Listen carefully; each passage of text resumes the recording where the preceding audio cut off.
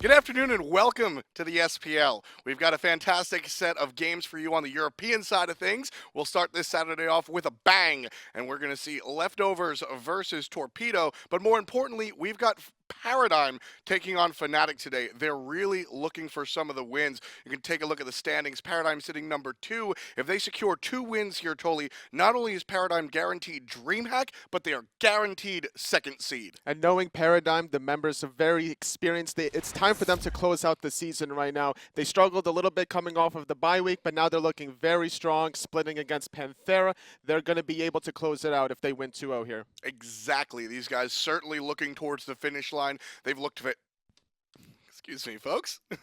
They've looked absolutely fantastic in the latter half of the series, or at least season, and we'll definitely be taking a look at that one, so you don't want to miss the next game. First off, though, we'll take a look at the battle of the bottom. It's Torpedo taking on Leftovers. These guys have not looked too strong, really, towards the end of the season. Right now, they're at the bottom. They're trying to battle their way out of relegations, both these two teams. Torpedo 6-16, Leftovers currently 7-13. Struggling a little bit recently, Torpedo splitting against Dignitas as well. It's their time to show off whatever secret strategies they had. Now it's time to just let everything out on the table. These guys are really trying to avoid relegation. If you're new to the SPL, the bottom 2 teams, number 7 and number 8, these are the guys that are going to be going up against some of the top amateur or pro-am teams in the Challenger Cup to really see if they can hold on to that spot. Torpedo and Leftovers right now, they're trying to avoid those 2 spots. Everybody wants to hit 6th place, and even with those relegations in mind, as Toli said, really want to bring out some of those secret strategies.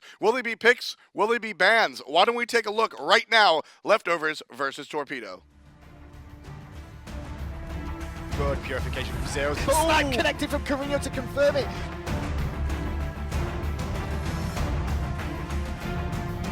Bobat is dead. He's going to use purification while in the air. Big shield from Murrdurr keeps him alive though, and a cataclysm too. Great play from Murrdurr.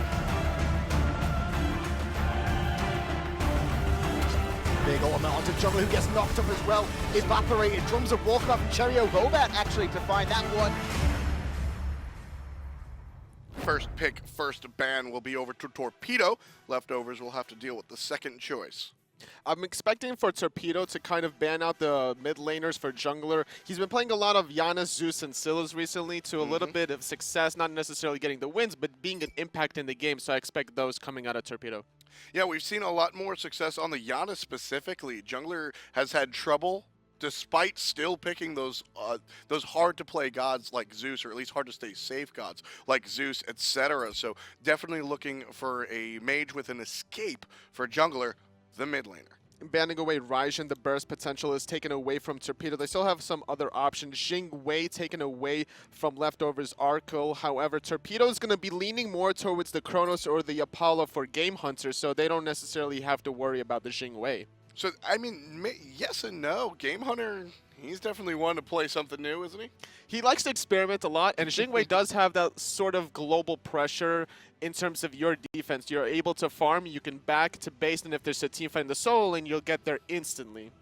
Is Gamehunter much of a defensive player, or do we usually see him split pushing by himself? Always going to be split pushing, which is why I'm leaning more towards the Apollo or Kronos for him. Well, the Torpedo selection will be Naja. This character is, I mean, Naja really rose to prominence. Towards the end of Season 2, we really saw it hit stride in Season 3, to the point where it's almost always banned out. Surprising we actually get to see it.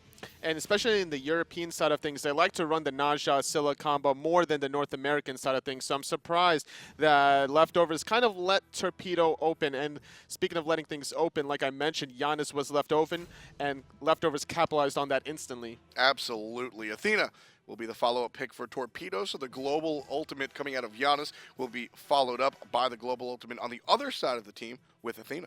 It looks like Leftovers are doing a strategy with the Hu Yi where they want to play a sort of aggressive in the dual lane, trying to capitalize on Gamehunter's split push potential, and we'll see what the jungler is going to be. It's going to have to be a god that's going to alleviate a lot of pressure in that dual lane.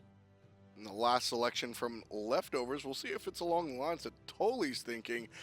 And the third choice for Leftovers will be a Bacchus. It's good aggression. The Hu Yi and the Bacchus complements each other pretty well. With burst damage is going to be there. Athena's not going to be able to really leave her lane too long, because even with the global presence that she brings to the table, the fact that it takes a little bit of time is not going to buy enough time to Gamehunter to survive. And there's that Apollo ban.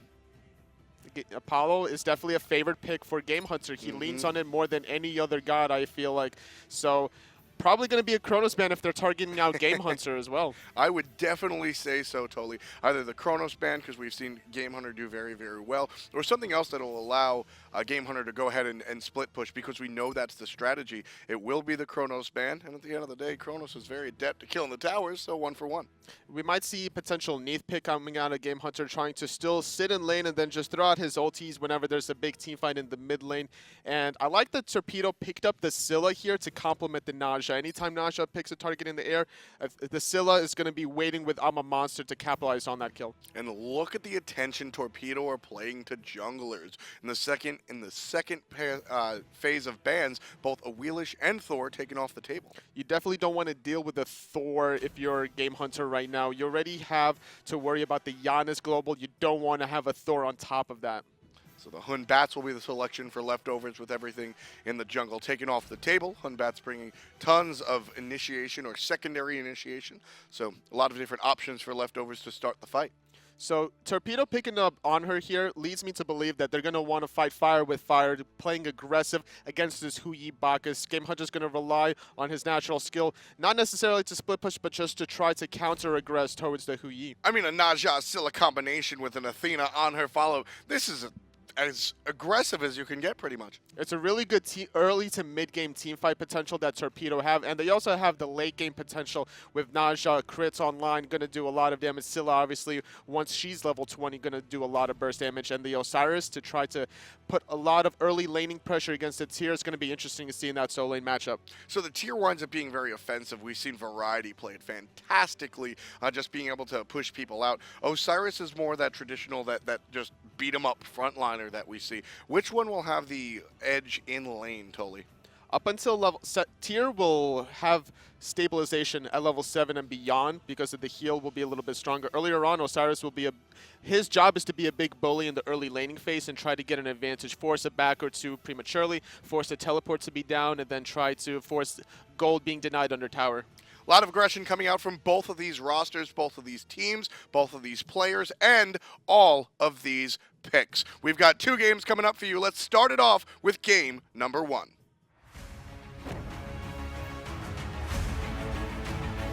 Jungler whipping the ult, but the snipe is even better. Cherryo.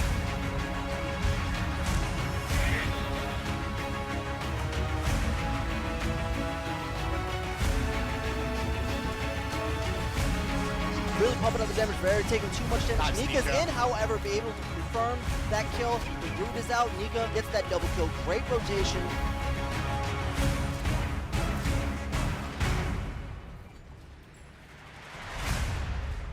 And here we are, folks, Torpedo and Leftovers taking on each other. As we said, these guys are not competing for DreamHack, but they're certainly competing to stay out of relegation. Now, Toli, we've spoken a lot about the positive side of the sport and about how these teams sort of fight for DreamHack and what it's like to get a little bit more hungry. What's that feeling like on a team that's at the bottom that's fighting to avoid relegation? As long as you're comfortable with each other, it doesn't necessarily matter at the end of the day because you're still a cohesive team and a unit and you understand each other's flaws and you're trying to overcome those flaws and work together for the ultimate goal, and that's to become better and better with each single step. And if that's something that Torpedo is comfortable with, then that's what they're thinking right now. And, you know, I think Torpedo have a good thing on their side as far as experience is concerned. This team has already been relegated out of the SPL.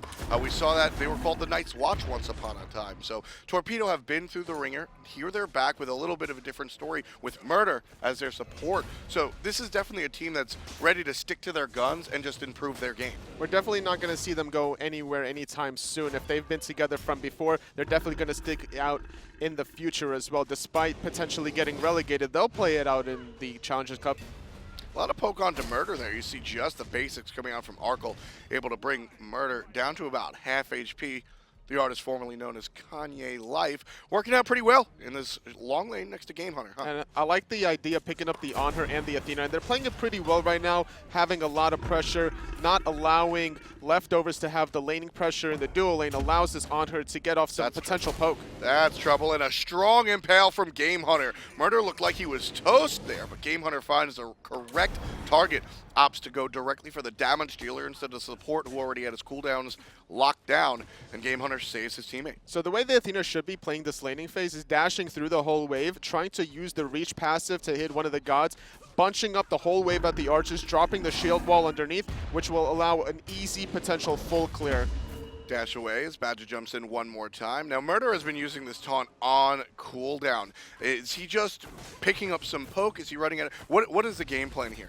You're supposed to save the taunt for the Bacchus burp, so that way you don't take the continuous damage over time. You don't want to also get poked out by the Hu-Yi. So those are your two options as Athena, unless you're trying to get that reach to throw it out at the enemy. We do have Cherryo, level 5, trying to gank underneath. And the ultimate's available and unleashed. Damage coming out onto Moex. He's going to be first blood. Nika, off of the assist from the jungler, Cherryo finds the first kill of the game. Leftovers up 1-0. Cherryo doing a really good job farming, hitting level 5 before the enemy soul laner is really a sight to see, as we do see a missed aggression from Torpedo. However, the level 5 play from Cherryo, just recognizing the opportunity that the fact that his heal wasn't that strong right now, and the fact that he wasn't level 5 for the Lawbringer allowed for a very easy gank.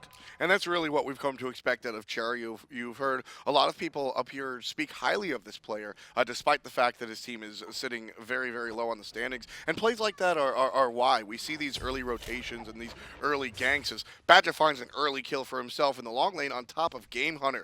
Very well played by Leftovers dual lane over there on the left side of the map. In response, Torpedo was barely able to steal the speed buff as well. Cherryo, like you mentioned, is the leader that Leftovers need, and we saw it right there, capitalizing on Moex not being level 5. Unfortunately, wasn't able to defend his own speed buff, but Badgah on the dual lane side of things, putting things in a nice perspective for Leftovers. Cherryo now looking for Korinyo, finds 50% of the mage's HP.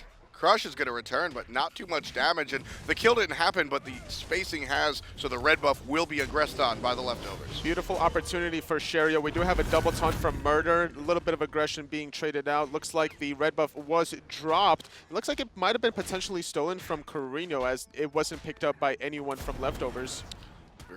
But boars were stolen from Cherryo, so Cherryo doing a good job contesting.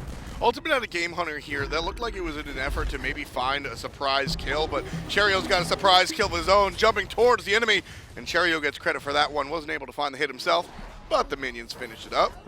Korinyo trying to look for a play here. The Athena ultimate on top. Bacchus is going to try to buy a lot of time to allow the Hu-Yi to run away.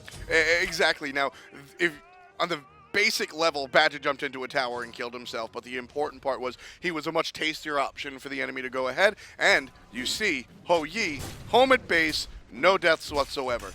Well played by the support. Beautiful recognition. That's the mentality you need to have as support. You have to sacrifice yourself for the greater good. Yep. Saving your hunter in that position is definitely worth it, because now this allows the Hu-Yi to not give the advantage back to Gamehunter, which is very important. And that's a play that we've seen Badgah make for years now. And NinjaBobat finding the long-range ultimate. Down from the sky comes the mage, and the follow-up damage is there. Korinyo takes out the Janus. Beautiful setup from NinjaBobat onto Korinyo. Not only did he take him up in the air to set up Korinyo, he also bought enough time for that portal to dissipate away from the wall. That's not easy to hit either. That long-range Naja ultimate, we've seen it miss a number of times. Murrdur's not going to miss the taunt, but the jump away is real. Cherryo will generally be fine here. Korinyo and friends seem to want to give out some poke, but Leftovers not taking the bait. And the next time, if jungler's ever going to get rooted close to that, the purification has to be used. He cannot allow that to happen again. The damage is just too strong, and that's only a small taste of what's to come in the future. That early pressure from a level 8 Naja and a level 9 Scylla. Imagine if that was level 13, 17, 20. That's going to do so much more damage. Exactly, and that's what we see repeatedly out of this combination, specifically the Naja Scylla combination. We saw it originally from Hungry for More with the Naja Vulcan, Gamehunter, and Arkkyl back and forth. Ultimate down, Mark of the Crow is there. Jumping forward is Arkkyl, answering back as Gamehunter. Ultimates have both come out, but Badgah's here to say hello, and the Hunter is going to fall. One slap from the support, and that's 4 kills in total for Leftovers. They are on fire today, Toli. The Athena unfortunately didn't capitalize with the rotation. Cherryo going to try to defend his own speed buff. Korinyo taking a lot of damage. Athena ult on top as she's going to disengage. Janus ult is good. Jungler with the, I don't call it a snipe, Toli, that's a short-range shotgun blast. NinjaBobat takes Jungler to the sky to punish him for it, and Moek's going to dodge some of the damage out of Nika, but ultimately the jump on top and a couple more hits, and Moek's will be toast. Credit to the solo lane. So far, it's a 2-for-1 into Leftovers' favor. They also get their own speed buff as well. NinjaBobat going to throw the sash out, but Osiris is right around the corner. Going to get slow. Can NinjaBobat find a kill? Wonderful play there, using the heal to go ahead and try and bait out some of Leftovers. Almost got the 2v1 fight, honestly, Toli. I like that NinjaBobat went for it. Unfortunately for him, it didn't work out, but I loved seeing that sequence. The Purification was used to counteract the Hunbat slow. Unfortunately, the Osiris tether immediately afterwards didn't allow the Purification to be used for that. I love the way Cherryo held on to his monkey bounce teleport, waited for the Naja to get stunned, and then went in, and then after just hitting one in hand, instantly disengaged. Very. The kiting was so well executed by Leftovers there. Yeah. That's a play that you're going to have to go home and watch a couple of times. I really hope we get to watch that a little bit later on, just because you can break it down so many different ways. Just a small, that's really what it is, the small intricacies of Smite. We're right there on display. And Moek's right now trying to be a big bully, just going to force Cherryo to jump, and Moek's could potentially capitalize on that, still being a big bully. However, he doesn't know where the Osiris is, so just going to respect that. And everybody seems to be in mid lane. Murrdurr takes half of his HP, and him and Korinyo will hang out. Jungler's still holding on to his Purification despite getting rooted and less than half health. If I'm a Monster came out, then the Purification definitely would have been used there. Well, but it doesn't. So Jungler is going to be pretty fine. And now he has to back. He's going to lose some farm potentially in the mid lane. So that's something that Torpedo Gaming could potentially exploit, that Jungler is having to back. Now, that's not the first time that you mentioned the fact that Jungler had actually kept onto his Purification and didn't use it. That, to me, sounds like something positive, the fact that the mage is hanging on to it and not just using it willy-nilly, but you're phrasing it rather negative. Why do you feel that way? I just feel like he has to be, there's a team fight going on as Cherryo. Batz is going to get bursted down. And that's a dead, whoever's in the sky, it'll be Badgah, and he's going to fall. Korinyo now looking towards the mid lane. Jungler, from a distance, finds the hit, and Korinyo will unleash the I'm a Monster, but immediately has to eject because of the damage brought to you by the mid lane. And there's Gamehunter from the long lane in the mid lane, taking down the Janus. Beautiful body blocks, not allowing Jungler to go through that portal. I love the ultimate coming out of Jungler. Not only did it hit Korinyo, it allowed NinjaBobat to escape at the same time. Unfortunately, they didn't respect the rotation out of Gamehunter, but that's not something that we say very often. The rotation from Gamehunter? And it pays off right here. 9.5 on the clock. This is a very, very active game. We've got 14 kills already, 7 of which belong to Leftovers. Scratch that, my math just a little bit off today. It's 12 kills, 7 of which belong to Leftovers. NinjaBobat on this Naja. This is a character. Bobat has been playing for a long time in the professional scene and the challenger scene, and specifically Naja and Batz are the characters that I really associate with him. And NinjaBobat, despite being down a little bit, not afraid to make these aggressive plays, recognizing that the Scylla's right behind him. Because these are the plays that you really want Naja to make. He can wind up being a utility character if need be when he's behind by way of stun and set up with the ultimate. But realistically, Naja does a ton of damage if given the opportunity. And you see right away, building directly into the crit. Trying to get that online. Going to have a taunt into a root, into the crush, into the Naja ultimate as Jungler's going to fall yet again. One more time. 4 deaths in total for the mid laner on the side of Leftovers. NinjaBobat has been a terror for the guys on Leftovers. It's usually not a common thing to have a Janus die this frequently in the beginning of the game. You have your Janus ultimate to give you the CC immunity. You have your Purification as well. He really has to have his trigger finger ready for the taunt and just use his ultimate in response if his Purification is down. And that's one of the nice things for NinjaBobat, or for the Naja selection against the Janus, is the fact that Janus can deal with consistent damage, distributed damage, because he can just wait it out and walk through a portal eventually. When you have Naja taking him to the sky and then landing on a giant monster truck of Korinyo on the bottom, there's no opportunity to actually escape. There is no opportunity to escape, and Batz looking for an opportunity to trap Gamehunter in the dual lane. As Cherryo's going to take a lot of burst damage from this Athena Scylla combo. The combination of Torpedo and their abilities are looking fantastic. And over here in the left lane, Leftovers looking just as strong. 8 kills in total as Badgah and Arkkyl take out one more. I love the patience coming out of Badger waiting around the corner. Not only that, they had a sentry ward right there where Badger was sitting the whole time, making sure that there was no vision coming out of Torpedo, recognized it, patiently waiting, and Murrdurr just not capitalizing on that opportunity to use Defender of Olympus to kind of bail Gamehunter out, unfortunately. So NinjaBobat's level 12. He's got a little bit of a lead on his opposition jungler, and you see he just watched Gamehunter fall, and it's been troublesome. 1 in 4 is the Hunter. How does NinjaBobat take the lead that he's sort of amassed here? He's got at least momentum on his side. How does he help his left lane?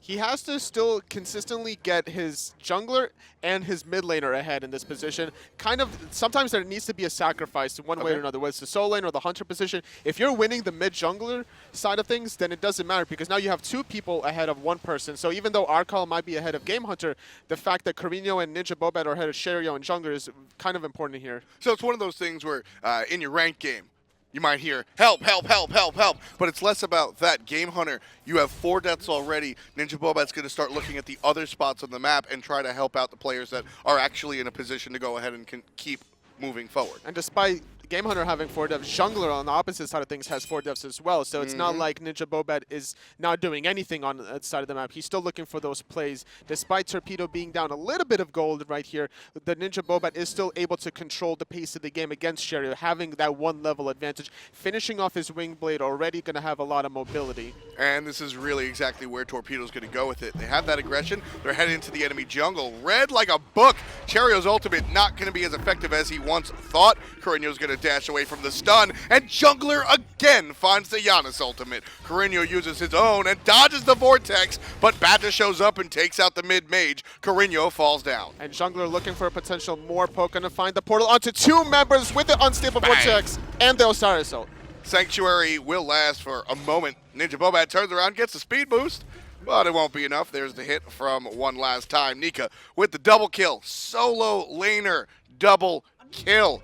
Fantastic play from Leftovers. They now lead by a whole slew of kills. With that said, Toli, 2,000 gold in the lead as well. I like the idea and the mindset that Torpedo had invading the speed buff. They calculated that aggression really well. They disengaged perfectly. Athena ultimate baited out the Hunbat's Fear No Evil. They disengaged. The one factor they forgot was through space and time. Yep. There was nowhere for Korinyo to go afterwards. And after losing Korinyo in the beginning of that team fight, that was an easy 3-0 for Leftovers. Gamehunter and Moix are going to show up, but it's a little bit too late. Gold Fury already in the hands of Leftovers. Nothing Torpedo could absolutely even think about doing. We'll take a look at the player damage, Toli, and it's no surprise. The player that's 5-0-2 is sitting up on top. That's very impressive for an Osiris to have this kind of an early game lead, because if you don't establish this early lead, you become a little bit less meaningful in the mid stages. So now this is a position where Nika needs to start rotating and forcing team fights once this next Gold Fury respawns. So he's got 2 levels up on Moix, and it's time to start looking elsewhere. Cherryo is going to start looking at the left-hand lane. You can see the ping coming out already. The jungler is found out, so no gank. No gank available. Gold Fury is still down. We're going to have Nika still being a big bully in the solo lane. Not really meaningful right now because Moix is just going to be able to heal that up. Murrdurr looking for a potential setup for Gamehunter. Not going to find it, however. There's an unstable vortex through the wall. Just a little bit of potential poke. And now Torpedo's going to have to deal with this wave on their own tower. NinjaBobat and Korinyo hanging out onto the left-hand side. You can see the pings one more time. Athena being spotted out on the left side of the map. And looking at some of the builds right now, we have a defensive build coming out of the Hunbat, not even electing for the Jotun draft. Going to pick up the Void Shield, making sure that if he's going to be the target for NinjaBobat, that he'll survive that initial burst, which makes sure that Korinyo's ultimate won't reset upon itself, and having that second monster is very difficult to deal with. So I like the mindset for Cherryo, preventing that wombo combo. The next item will definitely be the Jotun's Wrath. Hunbat's, especially as he transitions more and more into the mid to late game, definitely just want to spam that totem. Naja's looking for the mobility to make the plays, and the Hunbats is looking for the defense to prevent those plays from happening. Exactly. Leftovers are looking for the initiation. Every time you see a Bacchus, you can generally say that that's the team that wants to go in first.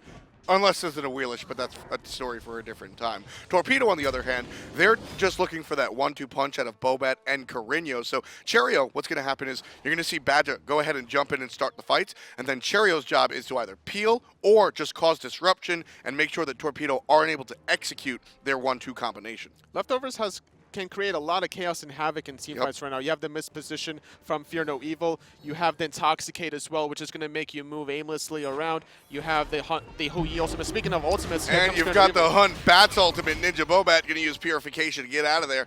And Athena ultimate burned as well. 4 players for Torpedo in the middle lane. You can see the rotation coming out. Not Nika, though. Moex is here, and Nika's just going to stay in lane. Good game knowledge to understand that that wasn't going to be a fight. Forcing the Sanctuary out of Gamehunter. He's very low. He's going to have to give up those 2 archers. Going to take a little bit of poke under his tower as well. The rotations are not going to come out because there's a lot of pressure in the mid lane as well. So this is going to allow Arkkyl to get a free tower in the dual lane, as well as a rotation coming out of Cherryo, taking those boars away yet again. Gamehunter is slowly getting stripped constantly of gold and experience under his own tower. And it's just building up and building up. You can see the lead for the Hunter on the side of Leftovers now, 800 gold. Korinyo trying to find a lead for himself as he takes out Jungler, trying to find the second hit. Gonna land on Badgah. Nothing too fruitful as he can't take out the support in one shot. Gamehunter jumping away. He gets marked, and he'll be under his tier 2. He needs to be very careful right now considering his Sanctuary is down. Jungler falling yet again to the very nice tier blink initiation, allowing the reset on Korinyo's ulti, and that's something they're going to have to constantly do. Nika getting poked out right now. Doesn't have too much magical defense online quite yet. He's got to really use that passive to get the flat damage reduction. That, of course, is not just physical. It's both physical and magical. So that's what we see the Osiris really lean on, especially towards the later game. Moex picks up a tower for himself as well, so the towers are now even. 1 for Leftovers, 1 for Torpedo. And that's something that's going to have to remain consistent for Torpedo. If anyone's going to rotate away, they're going to need to look for some little objective, whether it's boars, blue buff tower, whatever the case.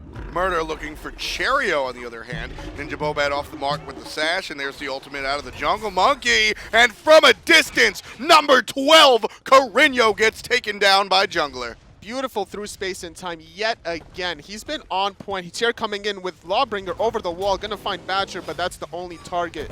Good portal coming out from Janus to just control the enemy team long enough for Leftovers to take out another tier 1. Altogether, they've made 1,000 gold off of the structures that are on the map.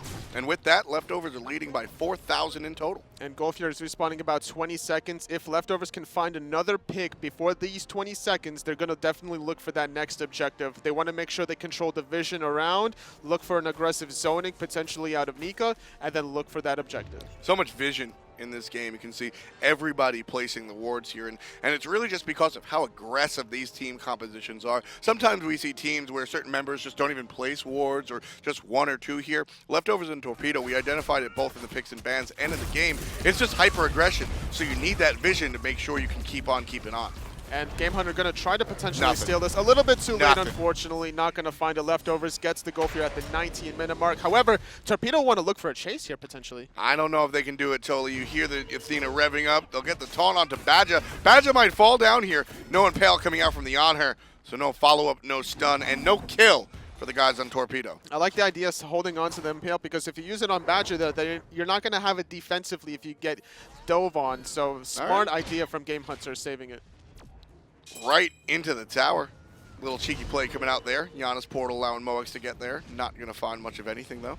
Leftovers now pushing up in the mid lane, trying to find what they can, but we'll see the blue team just shade over to the right side jungle and strip things away from Leftovers. Cherryo going to look to try to defend it, but nice taunt from Murrdurr's not going to allow that to happen. The blink is down on Moex, so there's not a really solid initiation for Torpedo right now, with the exception of Murrdurr dash taunting, trying to set up Bobat and Korinyo in the spot. But after the speed buff is down, after the Gold Fury is down as well, both teams are just going to reset right now. Not much to do on any side of the map unless they're looking for some tier 1s. So the tier 1s, you mentioned, unless they're looking for the tier 1s, do you have to find the pick, or can you just siege at this point? You can siege depending on if you have sustain or not, or if you have a crazy amount of tower structure damage on your side of the team. And having Anhur right now at this stage of the game, level 17, you do have a lot of attack speed, picking up the Ninja Tabby, the Aussie, and the Chin size. That could be potential siege.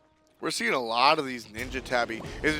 Hold that thought, you see the jump in from Badgah. A lot of poke coming out onto Korinyo because of it. He'll sit down about 60% HP. No follow-up, however, Alpha the Athena taunt could have potentially find a little bit of a root crush. Gamehunter caught in a very awkward position. And here comes Cherryo. Ultimate going to force out the Purification and the Athena ult.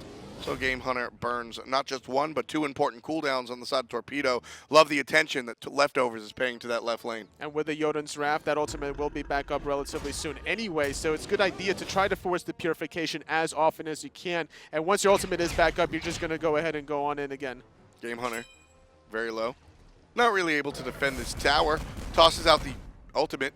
That's the one way you could defend it right there. He bunched up the wave using his obelisk there, which will allow to delay the wave from entering the tower. So we do have Badgah jumping in, going to get taunted, but Korinyo's going to think about just disengaging under the tier 2.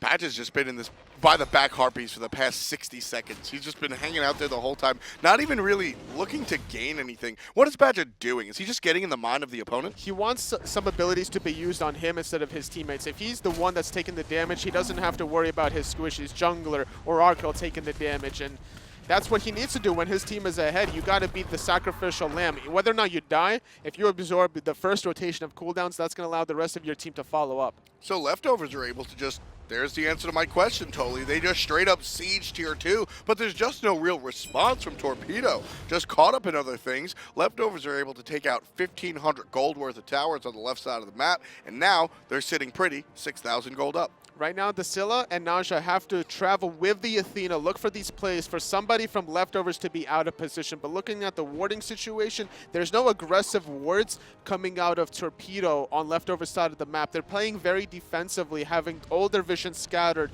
They have the Sentry ward right above their dual lane boars, right below their left side mid harpies and right side mid harpies. They don't even want to play aggressively here.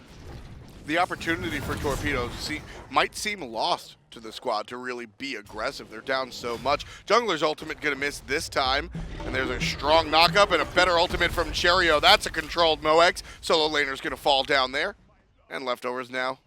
Doesn't look like they want to chase too hard, but Gamehunter tips a tier 1 tower in the mid lane. Gamehunter just doing Gamehunter things, split pushing whenever there was a team fight going on, capitalizing on that one pick, getting a tier 1 tower in response. At this stage of the game, it's a little risky because you might lose your tier 2 tower being down one member. Right.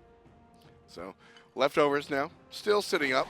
Torpedo having trouble dealing with these guys pretty much from the get-go. There's a good ultimate from NinjaBobat. This could swing for Torpedo. Ultimate out of the mid lane, gonna hit, but not enough damage. Unfortunately for Torpedo, their combination winds up successful, but the damage isn't high enough to actually find the kill. So Gamehunter instead will find the kill on top of Arkkyl. Badgah answers right on back on top of NinjaBobat, and Jungler answers to Murrdurr. There's one dead on the side of Leftovers, and three on the side of Torpedo.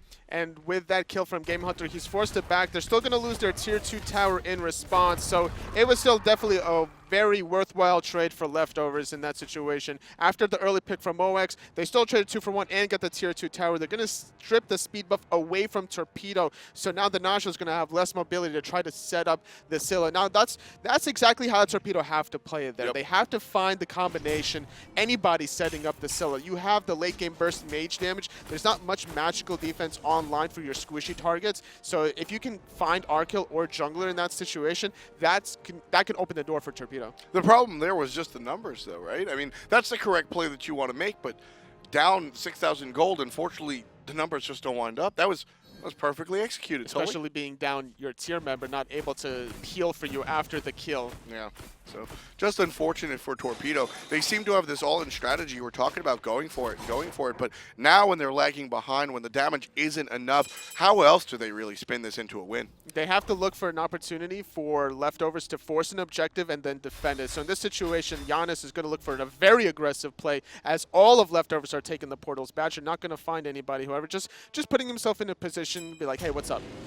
Everybody going very deep into Torpedo's jungle to try and open up the Gold Fury. A little bit of poke onto Badgah, but not too much.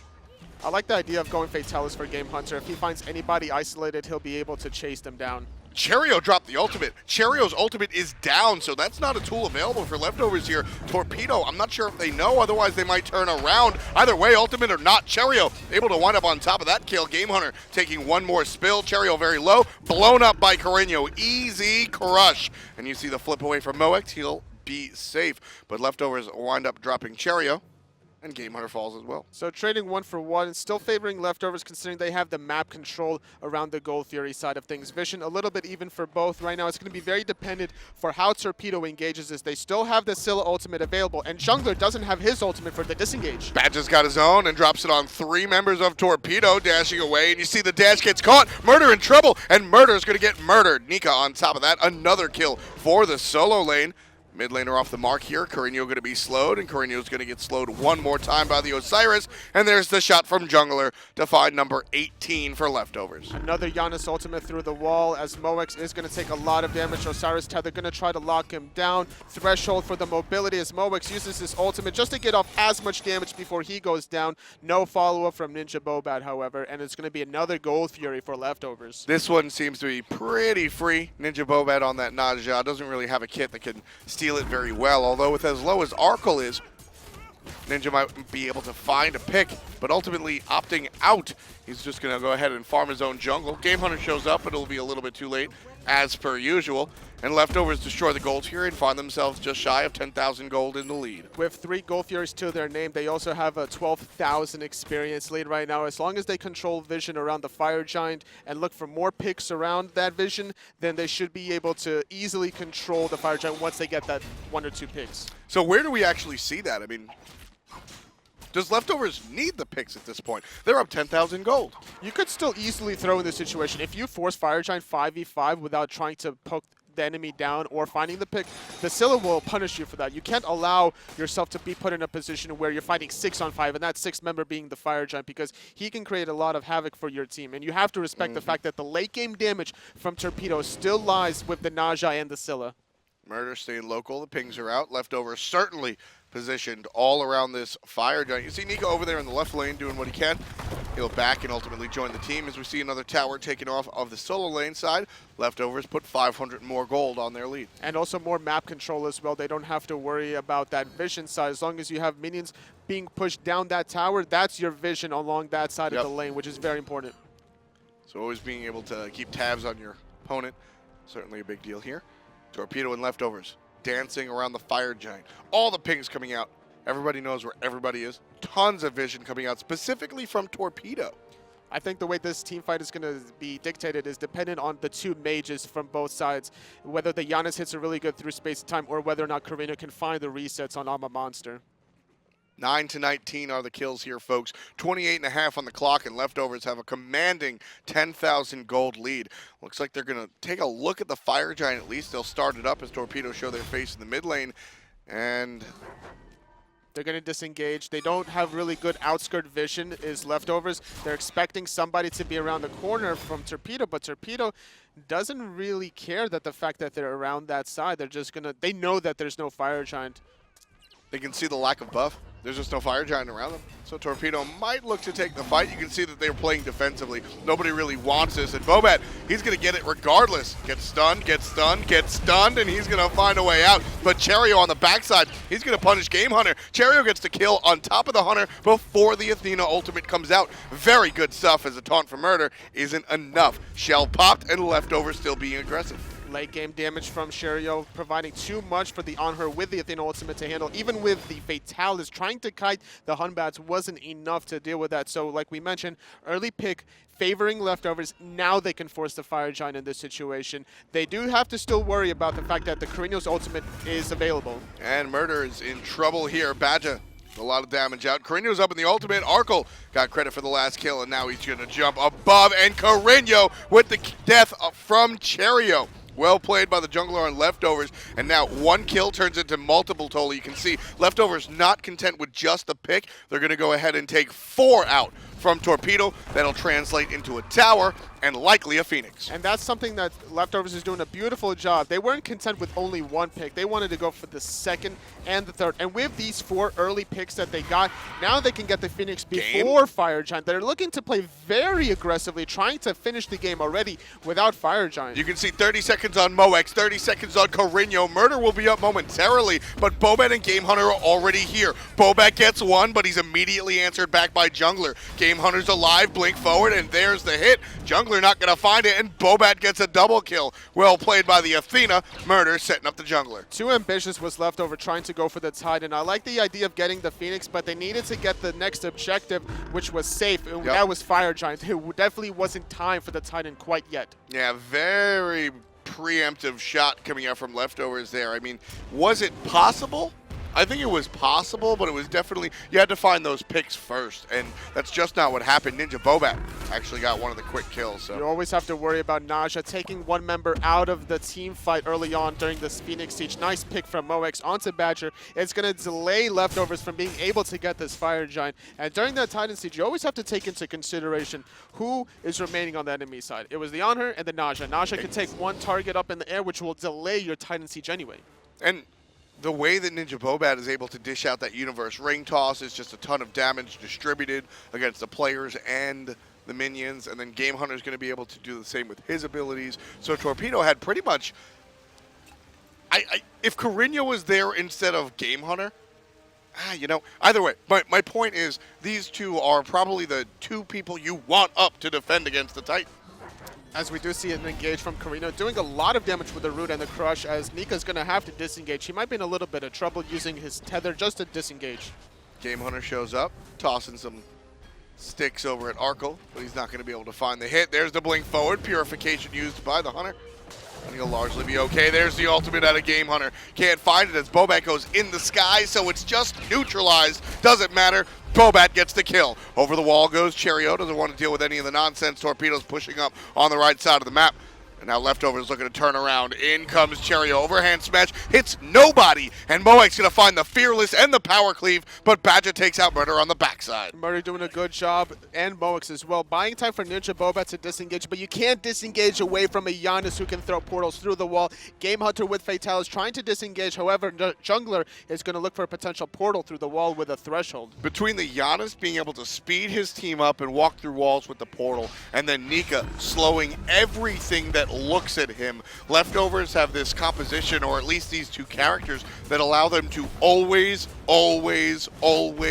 chase. And with the 3 kills that Leftovers were able to get, they're going to go ahead and take the Fire Giant this time around, now leading by an absorbent amount of gold, 13.3k. With the Fire Giant, now Leftovers might be able to take on the Titan. It's definitely looking very solid for Leftovers after this Fire Giant being taken for them. They already have the right side Phoenix still down, so they can look to siege either the left or the middle side while the Phoenix is going to respawn. It's also going to be weakened once it's respawned, so it's going to be very easy for them to clean that one up as well. And then once they get all 3 Phoenixes, they can siege 5v5, no problem. Leftovers, I don't know if I call it 5v5. I think I call it 5v6. Nika is 8-0-14 totally. I mean, that is one of the fattest Osirises I've ever seen. And that's accredited to the early gank from Cherryo. That's all you need in the solo lane, that one little gank to allow you to snowball in that position, because then you control the Fire Giant. Then, even if you don't steal the blue buff, you're preventing Moex from potentially getting his own blue buff. You're delaying it, and he's getting less and less GPM, and you're getting more and more. And with the full build online, Nika is just a terror. You can see that chin side being a big source of damage out for Nika as he still sits number 2. Cherryo on the hunt Batz, though, has been fantastic, able to find just shy of 25,000 damage. He's been doing wonders, just constantly looking for the blink engages, and that's what he's looking for right now. Badger being that front tool, getting hit by that ring bounce is going to delay the blink being in combat, so they're going to have to wait for their next wave. The right side Phoenix has respawned, so Moex is going to try to defend that one. You can see the pings coming out one more time.